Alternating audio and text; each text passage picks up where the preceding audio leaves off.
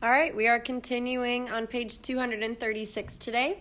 In the last chapter, or the last little bit of this chapter, Miss Whitlock meets the rest of the company, and what do you know it, Uncle ends up really appreciating her, and it seems to be a really good time, even though everyone is in the midst of this really tragic loss of the city. They're finding a way to have a good time.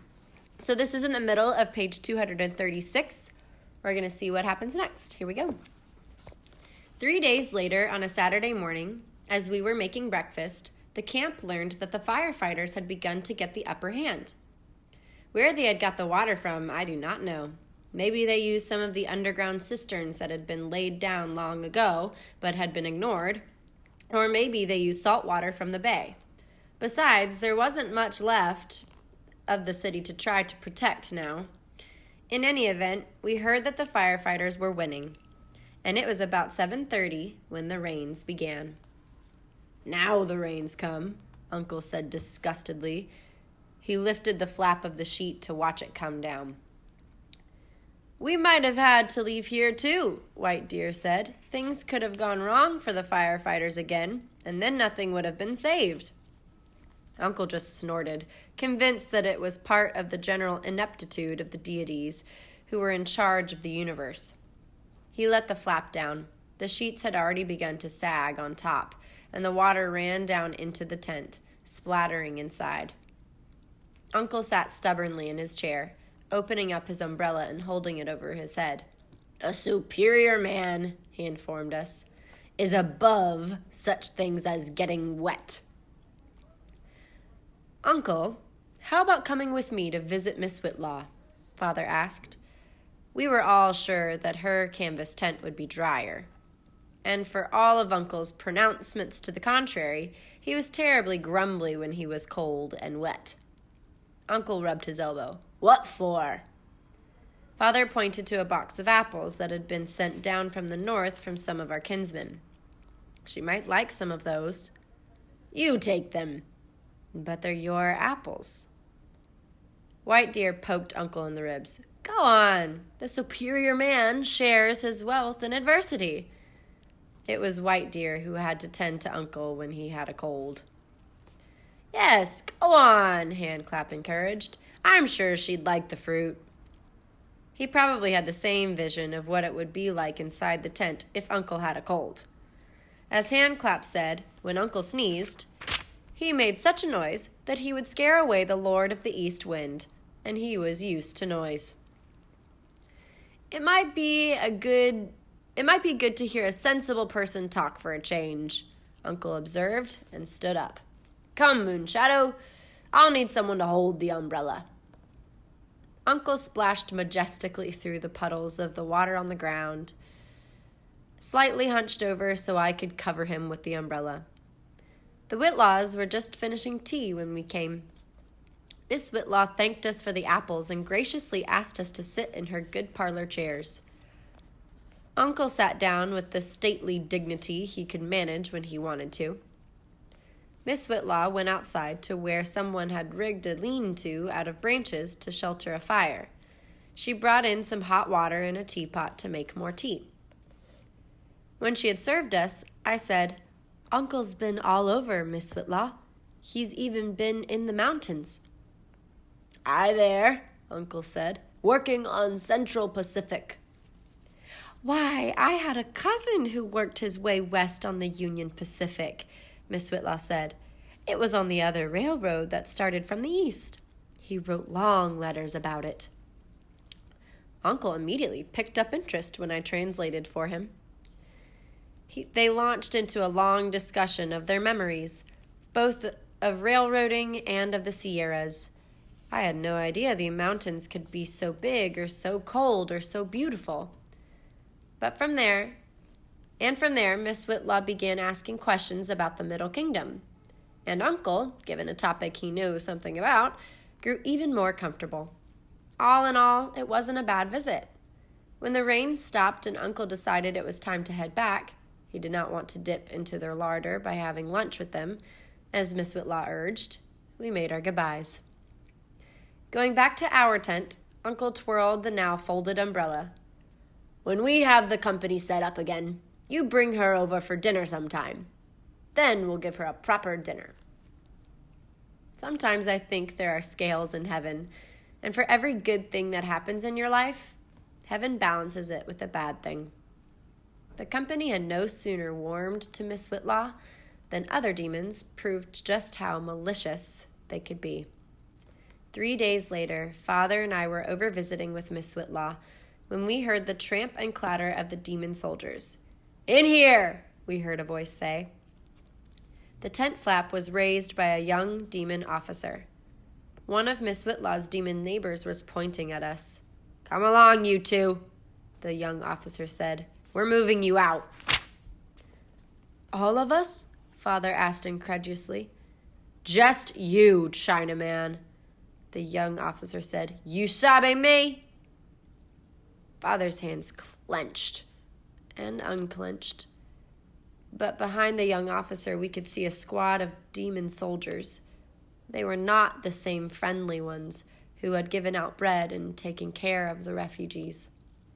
These soldiers all wore the same stern, tense expressions that handled their bayoneted rifles nervously, as if they were in the camp of the enemy. "I sabe," Father said.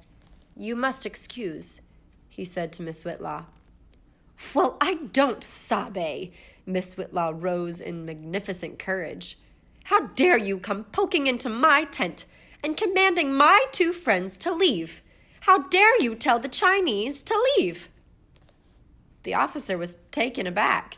He became a little less haughty. "Ma'am, those are the orders. The Chinamen have to go." "Why, I dare say they make better neighbors than some other folk whom I won't name because I'm a Christian woman." Miss Whitlaw darted a poisonous glance at the demon who had guided the soldiers over here. The demon shifted uncomfortably on his feet. I'm sure, ma'am," the officer said hastily, "but they've got to go. I'm to take them bound up if necessary." Father got up. There was no point getting Miss Whitlaw into trouble, too. There was a cast-iron frying pan awfully close to her hand, and we now knew just how forcefully she could argue. Father picked up our hats. "Come, Moonshadow." Miss Whitlaw whirled around. "Surely you're not going. You arrived only a moment ago." Father patted Miss Whitlaw on the shoulder. "It's some misunderstanding. We fix..." He lied, to try to make her feel better. It was a misunderstanding, but we would not be able to fix it. Nobody short of heaven could fix it. Father handed me my hat. He fixed his own hat on his head. "We come back quick." "You come back quick as you can. You hear me?" Miss Whitlaw said. I nodded. The squad was guarding other Tang people who stood with their gear on their backs or in wheelbarrows. We were marched through the camp with demons staring at us, while the soldiers rounded up more and more Tang people. When we got back to the main camp of the Tang people, we found most of the tents already struck. The company was loading our stuff onto our wagon. There were more soldiers there, standing with rifles at the ready, waiting for some outbreak of rebellion. From the way the demon soldiers acted, you would have thought each of us had a knife up his sleeve. A long procession of Tang people, many on foot, marched along Van Ness Avenue, past the guttered mansions of the rich. What the earthquake had not destroyed, the fires had. At the end of Van Ness, after several foot-wearying miles, we came to a warehouse. Except for Uncle, myself, and Handclap, who rode on the wagon, the rest of the company had walked. Red Rabbit already had to carry several wagon loads at the same time. Somehow, he did it. But then, the very next day, we were moved to a parade ground at an army fort near the entrance of the bay, the Golden Gate.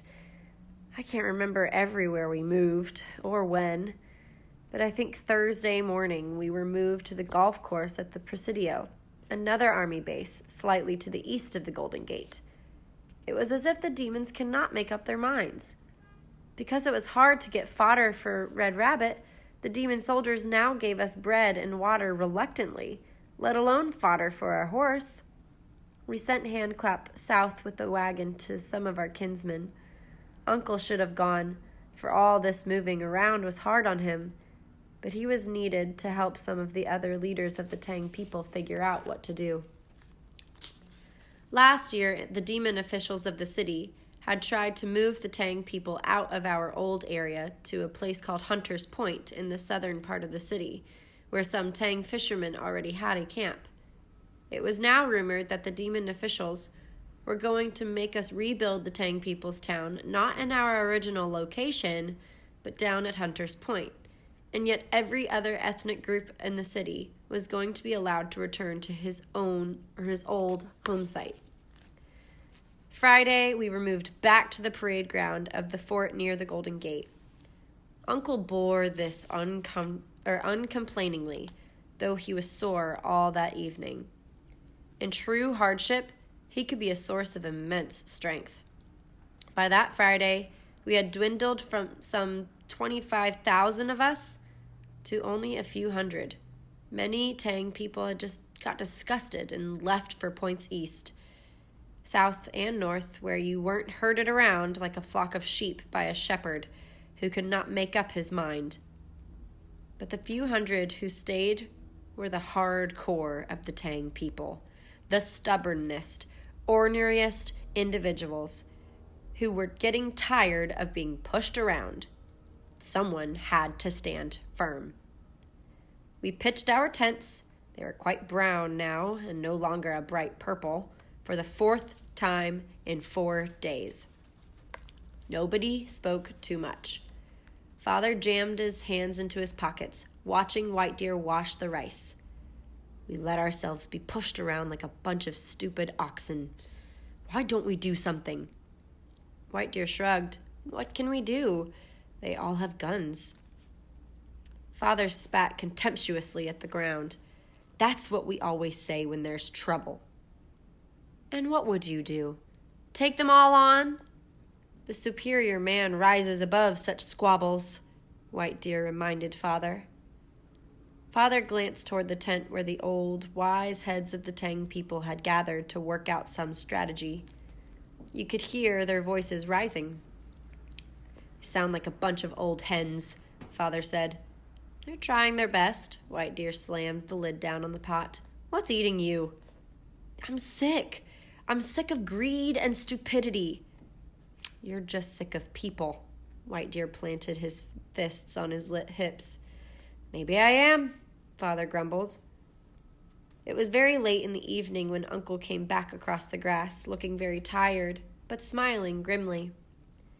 He had had to store away his heavy chair because of all this moving around, so he sat down on an old crate instead.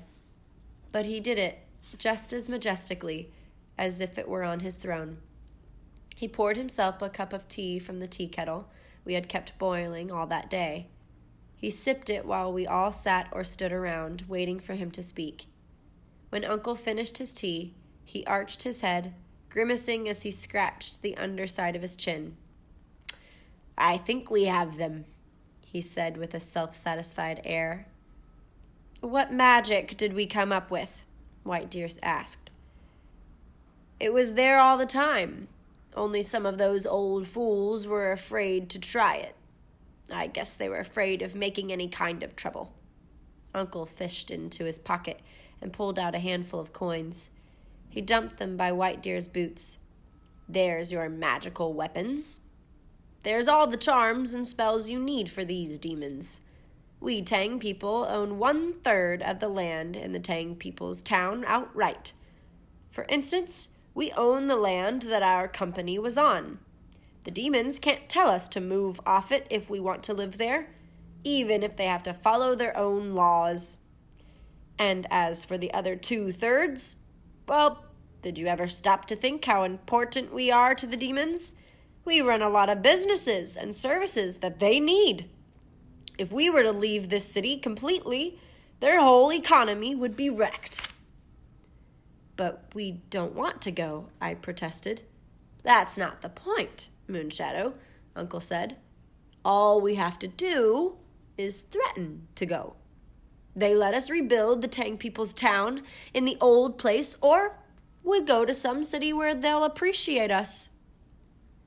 Yes, White Deer agreed, warming to the idea. Some city like Oakland or Los Angeles. If you name the rival cities, it will make it twice as hard for them to bear. That's what we figured. It's too bad, Father observed, that you have to appeal to their sense of greed. That's the way it is with demons, Uncle snapped. That's the way it is with most men, Father said. I did not see the meeting that Uncle and some of the elders had with the demons who ran the city. The demons tried to bluster and threaten, but Uncle remained calm throughout it all. He played his hand with a confidence that would have done credit to Lefty when he was gambling. Some of the more stupid demons were inclined to let us go, but some of the others, the men who really ran the city and handled the money, knew that if they lost us, their pocketbooks would be hurting. Their hearts and consciences might be as hard as flint, but their pocketbooks were as sensitive as a cat's whiskers.